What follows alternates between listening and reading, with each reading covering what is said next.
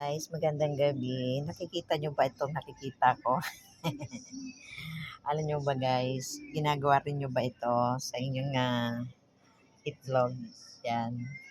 Pagka gusto mong magkatipid, so binababaw na lang natin yung itlog, di ba? Ayan oh.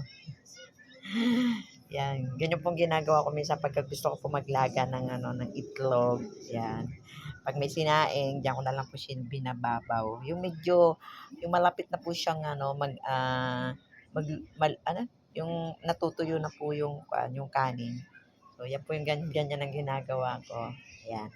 Nakaka-relate ba kayo dyan?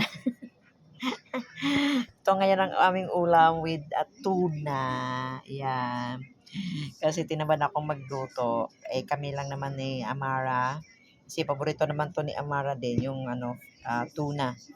Yan. Kasi kanina, yung ulam niya sa school, yung ham. Yan, gusto niya yun eh.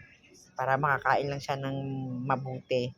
Pero pagka may time na magluto, yan, nagluluto kami na may sabaw. So ngayon, ito ay itlog.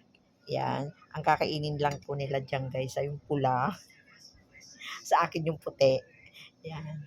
Mapili po yung mga bata, ayaw nila ng puti. Matigas daw. Yan.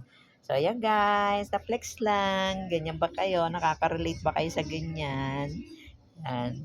Mainit pa yung kanin guys. Ayan o. Bagong saing. Kasi maghahapunan na kami ngayon. So, pakakainin ko lang muna yung mga bata guys. So, thank you and bye-bye. Happy Thursday to everyone. Salamat po. Na-flex lang.